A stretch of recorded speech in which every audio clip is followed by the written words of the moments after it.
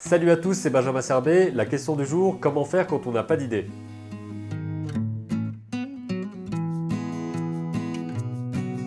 Si je fais cette vidéo, c'est en réponse aux commentaires de Cerise Nébuleuse sur une ancienne vidéo qui était de dire mais comment je fais si j'ai aucune idée, comment je fais pour avoir de l'inspiration, est-ce que tu aurais des conseils pour la créativité? C'est un sujet super intéressant qui je pense peut bloquer pas mal de monde, on se pose tous plus ou moins des questions là-dessus. J'ai évidemment pas toutes les réponses mais je vais donner ici mon point de vue, peut-être quelques pistes qui pourront éventuellement vous aider à y voir plus clair. À mon avis, on peut pas se poser et se forcer à avoir des idées. On peut pas s'asseoir, tout arrêter, se dire maintenant j'ai des idées, j'attends, et s'il n'y a pas d'idées, il n'y aura pas d'idée. Je pense qu'il s'agit plutôt de créer un environnement favorable autour de nous pour qu'il y ait plus d'inspiration, plus de créativité et donc forcément plus de nouvelles idées. Si vous n'avez aucune idée, ou en tout cas que vous pensez ne pas en avoir, que vous n'arrivez pas à les capter, à les concrétiser, c'est peut-être tout simplement parce que vous ne vous nourrissez pas assez. Alors levez-vous, ouvrez votre frigo. Non, je déconne. Elle était bonne, hein? Hein? Peut-être que vous ne lisez pas assez, que vous ne regardez pas assez de films, que vous ne sortez pas assez pour voir de nouvelles choses, et surtout que vous ne vous posez pas assez de questions. Si vous n'avez pas de point de repère, de référence autour de vous, que ce soit des livres ou des films ou n'importe quoi, que ce soit en tout cas de la matière créative, vous aurez à ce moment-là plus de mal à trouver vos propres idées. Car toutes vos idées vont forcément aller puiser dans ce que vous connaissez. Lorsque vous regardez quelque chose, que vous lisez un texte par exemple, vous allez emmagasiner beaucoup d'informations visuelles, textuelles, beaucoup d'infos en général, et ça va forcément vous enrichir.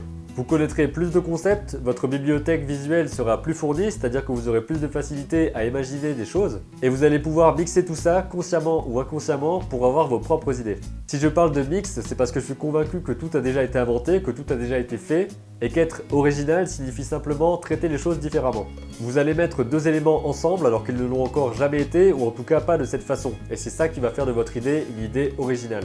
Dites-vous bien que si vous n'avez rien autour de vous, que vous ne prenez pas le temps de vous enrichir, d'observer, vous n'avez pas de point de repère. Et sans point de repère, vous allez forcément vous sentir perdu et ne pas savoir quoi faire avec les quelques idées qui vous viennent. Alors posez-vous plein de questions, allez vous renseigner sur le processus créatif des gens que vous admirez par exemple, même de ceux que vous n'aimez pas spécialement, vous pouvez alors vous demander pourquoi cette création que j'apprécie pas parce que c'est mon goût ou alors qu'elle me plaît juste pas, si c'est la même chose. Pourquoi cette création a marqué d'autres personnes, comment a-t-elle réussi à marquer parfois toute une époque? Demandez-vous un peu comment ça marche, comment ça fonctionne et comment ça a fonctionné avant que vous arriviez. Posez-vous des questions, demandez-vous ce qui se passe maintenant, demandez-vous ce qui s'est passé avant et pourquoi ça s'est passé de telle façon, et vos idées viendront lorsque vous chercherez des pistes de réponse à ces questionnements-là. Pourtant, on peut avoir un environnement favorable, regarder plein de choses, lire beaucoup, avoir plein d'éléments créatifs autour de nous et toujours se sentir pas inspiré du tout, ne pas avoir d'idées concrètement, ne pas savoir quoi faire finalement. Et si je dis ça, c'est encore en réponse à Cerise Nébuleuse qui m'a dit en dessous de mon commentaire « Oui, je veux bien, je sais qu'il faut emmagasiner des choses, pourtant je le fais et j'arrive toujours pas à avoir des idées, à avoir des inspirations particulières. » À ce moment-là, il s'agirait plutôt de commencer à concrétiser, à passer à la production, même si on n'a pas d'idée spécifique. Commencer à s'asseoir, à dessiner, à écrire, enfin s'asseoir pour dessiner et écrire, c'est pas trois actions différentes. Vous pouvez soit vous asseoir, soit dessiner, soit écrire. C'est comme vous voulez. Faites par exemple du dessin d'observation parce qu'à ce moment-là, vous n'avez pas besoin d'avoir un concept particulier, vous vous posez, vous étudiez ce qui se passe devant vous, vous l'analysez et vous essayez de le comprendre. Vous pouvez noter toutes vos réflexions, vos pensées sur différents sujets, sur n'importe quel sujet en fait. Vous pourrez me dire oui mais mes pensées sont pas forcément utiles ou j'ai l'impression qu'elles sont pas pertinentes ou j'ai l'impression que c'est juste tout pourri. Bah ouais, il y en a peut-être parmi vous qui parlent comme ça. Je ne juge pas. Justement, arrêtez de juger ce que vous faites, ne vous dites pas que c'est bien ou mal, posez-vous, dessinez, écrivez, et voyez ce que ça donne. Vous allez créer cette habitude de dessiner, d'écrire, et au final ça va forcément donner quelque chose. Et dites-vous bien aussi que si vous écrivez quelque chose ou que vous dessinez quelque chose et que vous trouvez que c'est complètement nul, vous pouvez vous poser la question, mais pourquoi est-ce que je trouve que ça ne marche pas? Qu'est-ce qui fait que certaines images, que certains textes fonctionnent et que le mien, non? Vous pouvez alors commencer à analyser, vous demander pourquoi c'est nul, et surtout comment vous allez pouvoir faire en sorte que ce soit moins nul par la suite. C'est comme ça que vous allez analyser ce que vous faites et comment vous pouvez l'améliorer, par exemple en le comparant avec d'autres choses que vous appréciez. Pas pour vous dévaloriser et vous dire par rapport à ce mec-là, mes dessins c'est pourri, mais plutôt pour vous dire ce mec-là fait des choses, j'apprécie, pourquoi est-ce que j'apprécie et comment je peux faire en sorte d'avoir des éléments que j'apprécie chez lui, chez moi.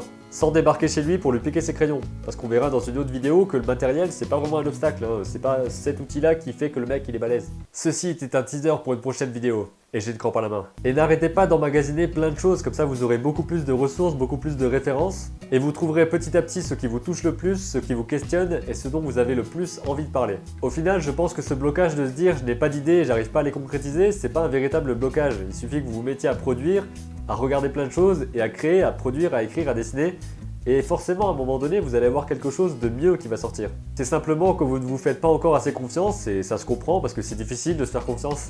Et vous attendez peut-être trop cette idée de génie qui va arriver d'un coup et qui va vous faire dire « Là j'ai une idée géniale et je vais la mettre en pratique maintenant ». C'est possible que vous ayez ce genre d'idée qui arrive un jour, que vous soyez debout dans la rue en train de marcher et qu'il se passe quelque chose et que vous vous disiez là, il y a un truc et je vais faire un film à propos de ça et ça va cartonner. Même si beaucoup de gens se disent plein de trucs comme ça, moi y compris, et que ça cartonne pas forcément. On en reparlera sûrement aussi. Alors peut-être que cette idée de génie va vous arriver un jour, mais dans le doute, vous allez plutôt mettre en pratique certaines choses, certaines habitudes, pour créer une sorte de terreau favorable pour faire pousser cette magnifique plante que sera votre idée.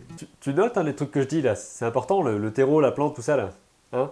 Voilà pour mes petits conseils, j'espère que ça aura pu t'aider un petit peu, cerise nébuleuse.